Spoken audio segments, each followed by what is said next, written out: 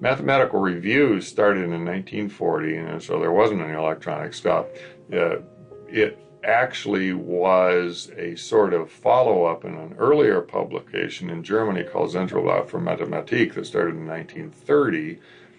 That actually pretty much set the model for what math reviews came in 1940, that you have a paper, you get it, you index the bibliographic information, you send it out to a reviewer, you get it back. Exactly how those steps worked was quite different, but the kind of ultimate intellectual result was more or less the same. Math reviews started in the 40s exactly because of all the issues in Germany that led up to World War II. And the odd thing historically is that the founding editor was the same person in both cases. Otto Neugebauer was the founding editor of Zentralblatt, and he was the founding editor of Mathematical Reviews. And he wasn't Jewish, but he did in some sense sort of flee Germany, but just because of all these evil circumstances. And he was here at Brown University at the time that it was founded. And so it was a realization that as the literature grew in the old days, really in all the sciences, not just mathematics, how do you know something's happening? Well, you have this circle of friends and people you correspond with and meetings you go to. And you know, that was kind of their version of Facebook at that time. It was really about people. You knew that so-and-so was working on stuff that you were interested in. So you'd go to find his or her publications and wherever they were. And everybody sort of recognized that at some point there was just too much stuff that you could rely on these personal acquaintances there. So the idea was that you needed a place where you could sort of reliably look and see what exactly has been published, who did it, what's it about, and so forth. And that's what inspired paper math reviews. Paper math reviews continued to exist in 2012. Once MathSciNet came on board in 1996, its subscriptions just sort of kept going down and down, and MathSciNet kept going up and up. So it was sort of just a tipping point. At some point you had to decide, well, we're just not going to do it anymore. So I'm Norm Rickard. I'm the managing editor of Mathematical Reviews. With a little bit less tapping. Oh, dear. Yeah. I'm a tap dancer. I'm the managing editor of Mathematical Reviews. I've been here about 15 years. In my previous life, I was a mathematician. This is Relatively Prime. Reviews in the mathematical domain.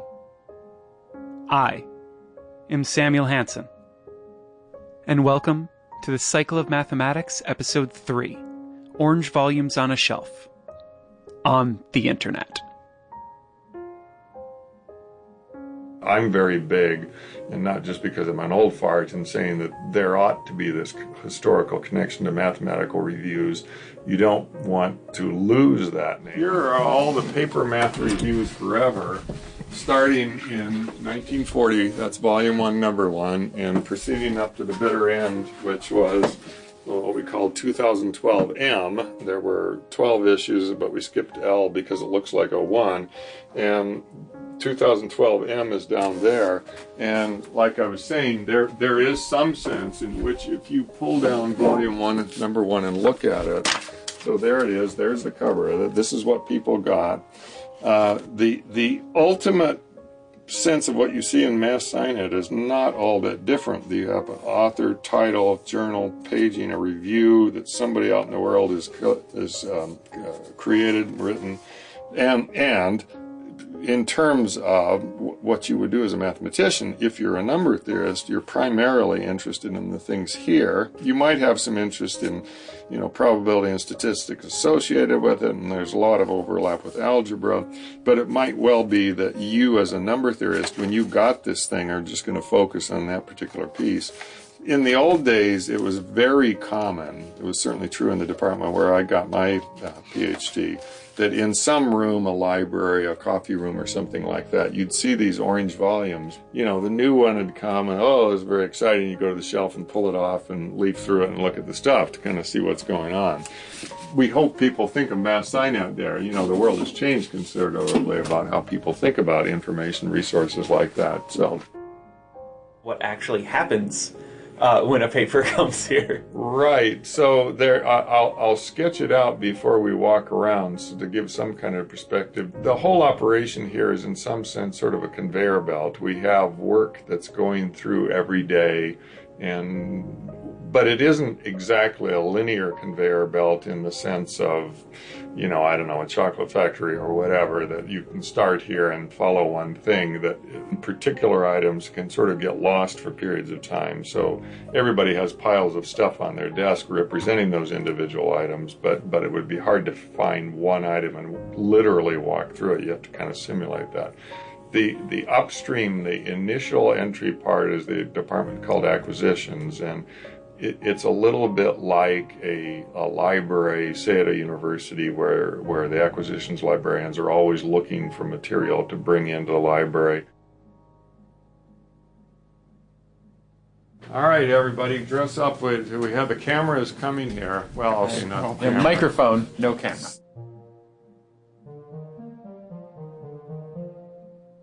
First, if you could tell me your name and position. Kathy Walcott, and I am the manager of acquisitions. So what we do is get the materials into the building, and we do this a number of ways. We work first with the editors who select materials for inclusion, and once the editors have indicated that they would like something to arrive, we then work with the more than 500 sources to get those materials in the building. We receive materials on a complimentary basis, and so we work very hard to build good relationships with all of our sources so that we can ensure that the materials are coming in and they understand why they're giving those materials to us. We routinely get things that present a challenge.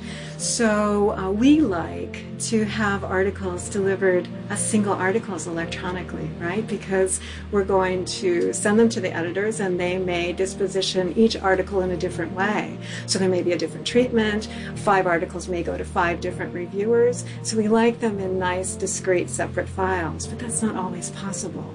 So sometimes we get one PDF file that includes all of the articles, and that then presents quite a problem for us. Sometimes we end up printing them, so we're actually taking a step backwards. Once we receive these electronic materials, we turn a little bit into a print shop in those cases. When I came here, this building, this wall wasn't here at all, and it was completely open all the way to the naked ceiling up there. And it was floor-to-ceiling steel shelves kind of running this way all through there. And it was what we called the cemetery. And the idea was the kind of paper going through the system that you're thinking about, they were all paper in those days. It really did literally move through the system, except when you send it off to the reviewer. But the sort of husk of it, what we call the spine, we actually literally cut things out of these paper things with a paper cutter, but the spine is left over and it kind of tells things about the wrappers. That would end up here and be elaborately filed, mostly by journals.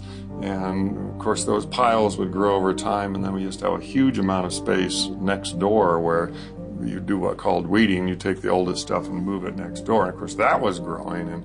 And then even again, since I've been here, which is not all that long in Math Review's terms, all of that became predominantly electronic, and the need for all those shelves just disappeared. And so we finally got the conference room we've needed for years. So.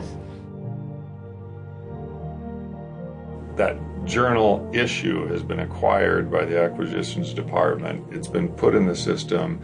It's been looked at an editor, decided whether it's in or out, and if it's in, what kind of treatment it is. There's a whole classification system called the mathematics subject classification, which consists of things that look like 11J72 that describe exactly what kind of math is in it. And that's all been put on it. Yeah, so this is Marissa. She's the manager of the cataloging department. Samuel, nice to meet you. Could I ask you just a couple quick questions? Sure. First, could you give me name and intro info, basic? Marissa Cathcart. I'm the cataloging librarian and manager of the cataloging department here at MR.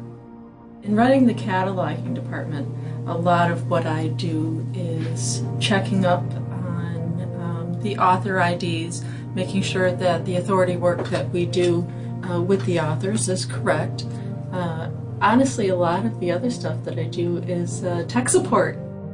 One of the reasons that I was hired as a catalog librarian is to get the department more up to date and in sync with what libraries are doing, so that our patrons here for MR can see that and segue it a little bit more with what libraries are doing, and having that piece of their bibliographic description within our database have it be visually similar from what they see out there within their libraries.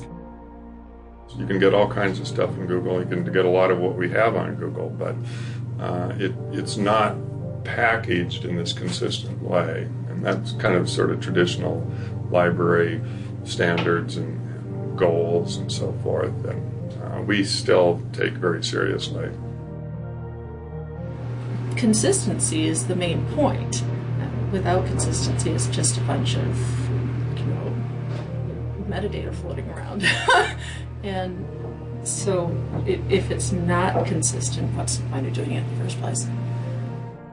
One of the things that we pride ourselves in is the unique identification of authors, which is a big deal now because, just saying somebody's name, there may be a lot of people with my name or your name or whoever's name. And so the cataloging department is working long and hard to figure out exactly who they are. And so you are in charge of IT? Yes. Name, position? Errol Ozil, IT manager. Is it basic IT, or is something a little bit different about working here as opposed to a different type of shop? Oh, I believe that any small shop that has an internal IT department would probably have a similar type of mix, where you have to do hardware, software, and custom work internally.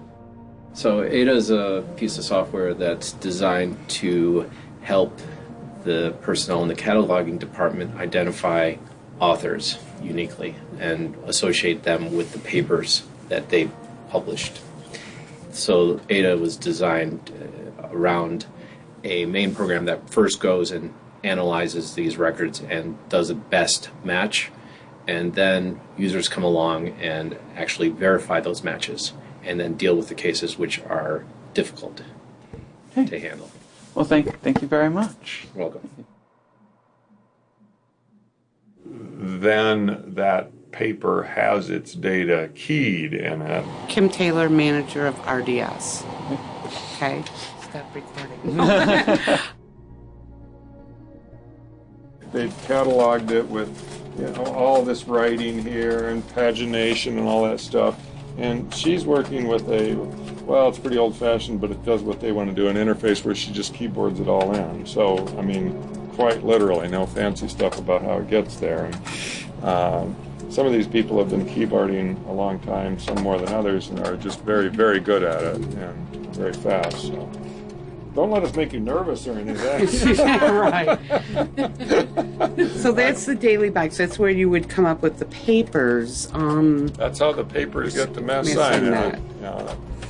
And that's how they can do their author work down in cataloging, because they can't really do it until the author's names and their institutions and all that other stuff is already in, and then the program can run that they actually look at. That box will go back to cataloging acquisitions, and then when everything's been corrected, everything's good to go, we get the box back. So this is this sort of daily unit of work. There are many boxes. There isn't just one because they're all at a different stage. But the idea is whatever it is you do on that box gets done in one day. It isn't always literally true, but that's sort of the goal.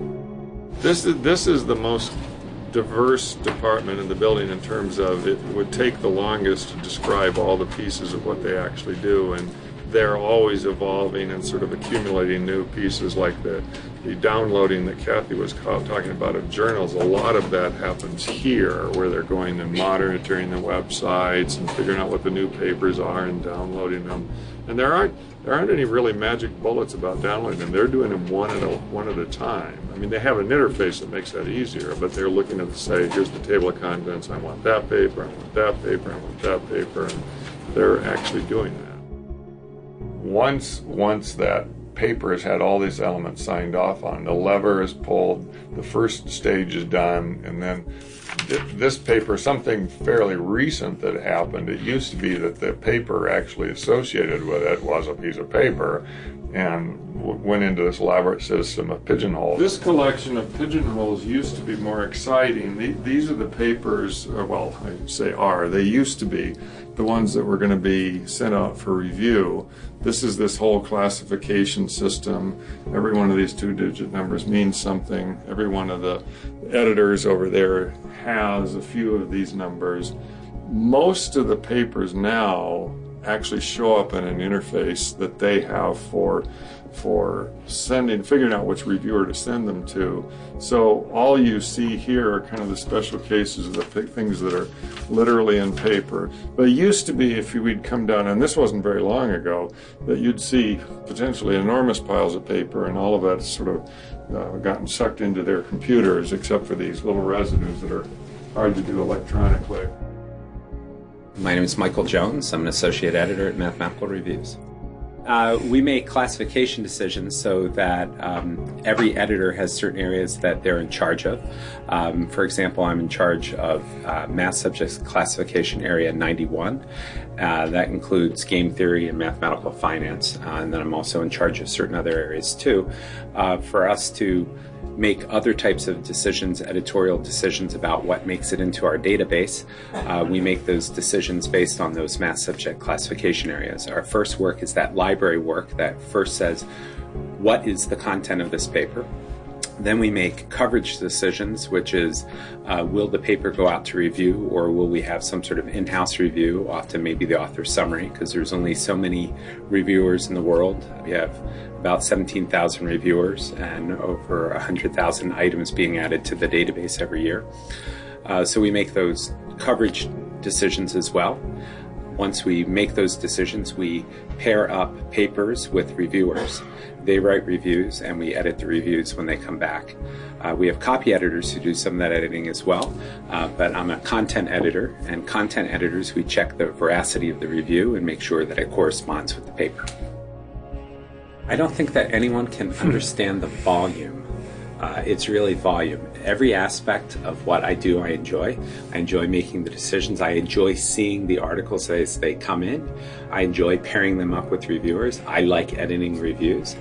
But it is impossible to understand the volume of these papers and how quickly you must make these decisions until you're doing it. So the thing that was the surprise for me more than anything else was the volume, though there was a second. And the second was just the range of the mathematical literature, not just in terms of topic, but also sort of what gets published all over the place. Some of that's a question of quality as well. Some of it's also just sort of where mathematics is. You know, you think of mathematics as an international enterprise, but there are all sorts of journals that you had never heard of before because maybe your library doesn't subscribe to them, or you just hadn't seen something referenced in it. But there's mathematics being done everywhere, and every country has their mathematical framework and way to publish results as well. And what's really amazing is that we cover all of that, or if not all of it, we cover a whole lot of it. And we're constantly adding new journals to the database as well, and expanding our coverage. And just the size and the scope of it all, besides that individual volume in terms of the range of what mathematics is and where it's being done, is really incredible. So, not all of mathematics is done in English. Right. Right. It's sort of a declining percentage that isn't. When I was a graduate student, it was natural for students to usually have to demonstrate at least some kind of reading proficiency in 2 languages, and I think most graduate programs have given that up. There's a lot less in French. It used to be that it was pretty essential to read French. There's a lot less in German. There's still a fair amount in Russian, but even that is sort of a declining percentage. That more of it is either just turning into English language publications, or sometimes there are these sort of parallel Russian journals and English translation journals. But it is a constant challenge. Many of the editors actually speak Russian, so that's a big plus. The Chinese stuff with the one editorial associate that I was talking about is a Chinese mathematician. He does sort of a kind of pre-scanning in terms of selecting things and doing some title translation for people that helps a lot. But it is a challenge, and in some ways what you're doing is if you send it out to a review, we of course select a reviewer who actually can read it, and we're relying on the reviewer to have sort of the actual understanding rather than the real superficial understanding of what it's about. I don't know the actual percentages right now, but I know that even in the time that I've been here, the proportion that isn't English is much smaller than it was. It really is true that right now English is what Latin used to be to the scholarly world. It is the universal language, and so which makes it a lot easier for us. Then the paper is shipped out to an actual reviewer. In some sense, I shouldn't say it goes into a black hole, but it goes into this area outside our control because it's not in the building anymore. Somebody out there is working on it. So there is this sort of funny hiatus in terms of our involvement where there's not much we can do until it actually comes back. My name's Tracy Bennett. I am the manager of the copy editors. I am guiding and training and organizing the time of 18 copy editors. And our main function is to proofread, copy edit, and do the references within the galleys that represent the reviews we're publishing on MathSciNet. Is there any sort of interesting things that come from copy editing mathematics as opposed to copy editing, It takes a lot longer to learn. I would say that only 2 of our copy editors have a lot of experience with math, and the other 16 have liberal arts degrees. So their background isn't necessarily strong in the mathematical knowledge. So we have to train a lot of lingo, jargon, adjectives functioning as nouns, nouns functioning as adjectives within sentences is unfamiliar at first and becomes quite familiar after a couple of years. Working with equations as if they were sentences in and of themselves, or possibly a noun within a larger sentence of prose. So being flexible with how mathematics is fitting in with the grammar of a sentence. Just seeing the same things over and over again, it's almost like learning by flashcards. You can recognize when something isn't right, even if you don't understand the mathematics. Like a symbol appears out of nowhere like a variable appears out of nowhere that isn't defined or hasn't been mentioned before, and we'll question that. Once that process of editing it is done, then the final lever is pulled. It shows up in MathSciNet the next day, and then we're done. That thing has had its path. So if we can take you back to my office and find your stuff there. Yeah. And thank you very much for doing this. It's always fun to talk about math reviews, and you have to promise to rush home and put your profile picture in.